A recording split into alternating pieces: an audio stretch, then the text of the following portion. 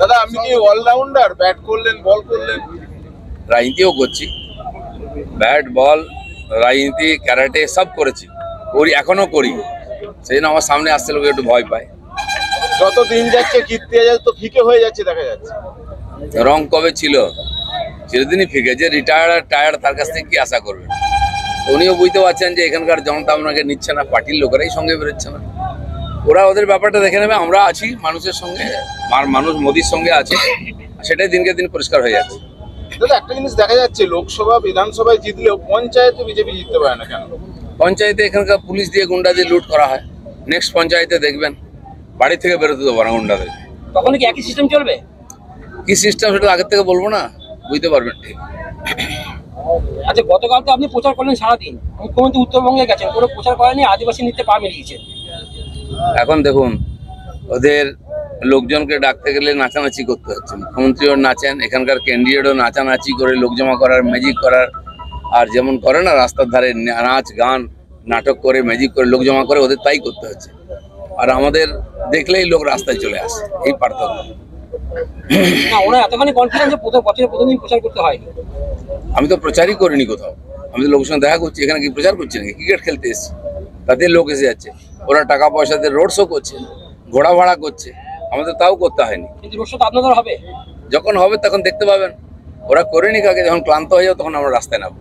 দাদা আপনাকে হারানোর জন্য এই মাসের 18 তারিখের পর থেকে মুখ্যমন্ত্রী এবং অভিষেক বন্দ্যোপাধ্যায় এই জেলাতে ঠাসা কর্মসূচি নিয়েছে। মুখ্যমন্ত্রী অভিষেক নয়, আরো ভারতবর্ষ আর বাংলাদেশ থেকে যাকে সব নিয়ে আসুন, দিলীপ ঘোষ একাই যথেষ্ট। আপনার কে আসবে? আমি তো আছি, কেউ তো আসবেই সেন্ট্রাল লিডার, তখন আমরা সভা করবো। দেখে মানুষ দেখছে তো কে কোথায় আছে। আগেও লোক জিতিয়েছে, এবারেও জেতাবে। ওরা গুন্ডাদের দিয়ে ভয় দেখাচ্ছে, আমাদের কর্মীদের গিয়ে ধমকি দিচ্ছে, ফোন করছে। আমিও দেখছি কে কি করছে। আমি তো 5 বছর থাকার জন্য এসেছি, তারপরেও দেখা হবে এদের সঙ্গে। সংগঠন নিয়ে অনেক প্রশ্ন হচ্ছে, পুরনো নেতারা নামছে না, পুরনো কর্মীরা নামছে না, এনে দলের ভিতরে প্রচুর ক্ষোভ রয়েছে আর কি। আপনাদের মধ্যে ক্ষোভ আছে, বিজেপির মধ্যে কোনো ক্ষোভ নেই। মাথা ঠিক করেন, আপনারা টিএমসির মতো কথা বলবেন না। টিএমসির কোথাও সংগঠন নাই, গুন্ডা আছে আর পুলিশ আছে। দিলীপ ঘোষ যে বুথে যাবে ওখানে 10টা লোক আমার বেরোবে। আর কেউ একজন বলে দিক যে বেরোচ্ছে না এমন বিজেপির কে আছে, সে বিজেপি নয় যে বেরোচ্ছে না, সে কেন বিজেপির হয়ে বেরোবে? কি গো, বিজেপির লোক বিজেপি বেরোবে, টিএমসি কংগ্রেস কেন বেরোবে? হ্যাঁ, টিএমসি সিপিএম কংগ্রেস সব বিজেপির জন্য বেরোবে। এপ্রিল মাসটা শেষ হতে দিন। সব বুথেই কর্মী পাবেন? পাবেন নয়, কর্মীরাই বেরিয়েছে, দেওয়াল লিখছে আমার সঙ্গে ঘুরুন। বুথে বসবে না, বুথ সামলাবে। আর কেউ বাইরে থেকে যদি যায় সে কিভাবে ফিরে আসবে সেটা আমরাই ঠিক করে নেবো। আগেরবার তো মার খেয়েছিল, কেউ তো পাশে দাঁড়াননি বলছে অভিযোগ ওদের। গতবারে বুথে মার খায়নি, বুথের পরে গন্ডগোল হয়েছে। এবারে সেটা হতে দেবো না। দিলীপ ঘোষ এসছে তো, বলে দেবেন ওদেরকে। দিলীপ ঘোষ যেখানে যায় সেখানে মূল শুদ্ধ উপড়ে ফেলে, নাহলে মেদিনীপুরে ফোন করে নিতে বলবো।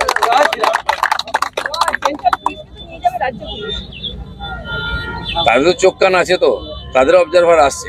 আমরা সেন্ট্রাল পুলিশের জোরে ভোট করি না, সেন্ট্রাল পুলিশ তার কাজ করবে। সাধারণ মানুষ যাতে বেরিয়ে এসে ভোট দেয় সেই জন্য সেন্ট্রাল ফোর্স রাখা হয়, সাধারণ মানুষের জন্য। বিজেপির কর্মীরাই ভোট করবে। বিধানসভা লোকসভায় আমরা দেখিয়েছি। মানুষ কি বেরিয়ে ভোট দিতে পারবে? নিশ্চয়ই দেবে, এবার তো আরো বেশি দেবে। গতবারে যারা দেয়নি তারা বুঝতে পারলে বিজেপি জিতে যেত, আমরা দিলাম না কেন, এবার তারাও দেবে। ঠিক আছে, প্রচারে বেরিয়ে কি বলছেন? আমি তো লোকের সঙ্গে দেখা করছি, কিছু বলছি না, ওদের কথা শুনছি খালি। শুনছি রাস্তাঘাট নেই এখানে। এই বর্ধমান এলাকায় পুলিশের এত অত্যাচার, যারা ট্রান্সপোর্টের বিজনেস করে, ট্রাক মেটাডোর থেকে নিয়মিত টাকা তুলছে, যেখানে সেখানে নো এন্ট্রি লাগিয়ে দিয়ে সমস্ত গাড়িকে আটকে দেওয়া হচ্ছে। বিনা কারণে জাম হচ্ছে আর ঝামেলা করে টাকা তোলা হচ্ছে। ট্রান্সপোর্টার আমার সঙ্গে কথা বলেছেন, বলে দাদা খুব সমস্যায় আছি। ইচ্ছা মতো রাস্তাঘাট বন্ধ করা, অত্যাচার করা, ভয় দেখানো আর টাকা তোলা পুলিশ এবং টিএমসির গুন্ডারা মিলিতভাবে করছে। মুখ্যমন্ত্রী তো বাংলার জন্মদিন পালন করলেন হঠাৎ করে। বাংলাকে উনি জন্ম দিয়েছেন নাকি? এই বাংলা কবে কার আমলে শুরু হয়েছে? আর 25শে বৈশাখ কবে, পয়লা বৈশাখ কবে শুরু হয়েছে? যেখানে সেখানে ঢুকে যা ইচ্ছা বলে দিলে হবে নাকি? তো সেজন্য উনি নিজে কিছুই করেননি, তো বলবেন কি? একটা কারখানা উদ্বোধন করতে মমতা ব্যানার্জিকে আপনারা দেখেছেন আজ পর্যন্ত? দেখেন।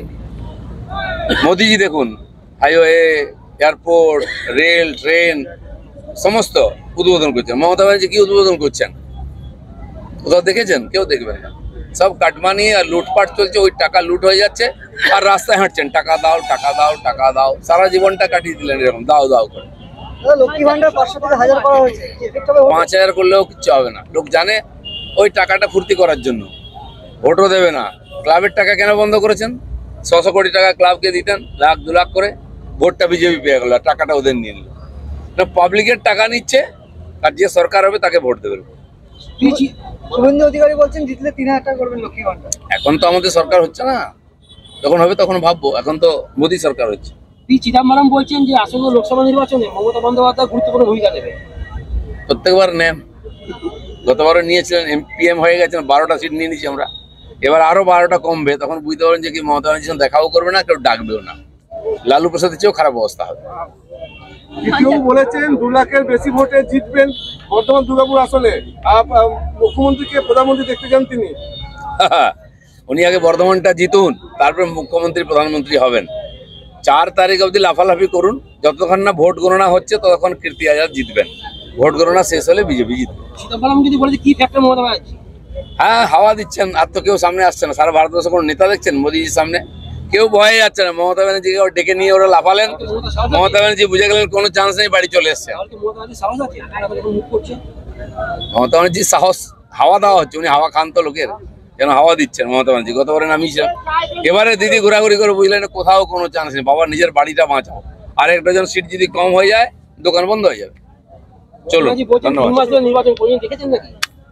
দেখুন না, এত ভালো রাস্তাঘাট, এয়ারপোর্ট দেখেছিলেন? বন্দে ভারত ট্রেন দেখেছিলেন? চন্দ্রযান দেখেছিলেন? দেখতে হচ্ছে, ভোটটাও দেখুন। ইতিহাসকে আমি কথা বলি না, উনি আমাকে নিয়ে কথা বলেন, আমার দরকার নেই। সফলতা কি আছে? কিছুই নাই, যা জিরো তার পজিটিভ আর নেগেটিভ কি? 0-0 আছে। কেন বর্তমান লোক ওনাকে ভোট দেবে? উনি কি থাকবেন এখানে? দেখেছেন বাড়ির লোক কার দেবে?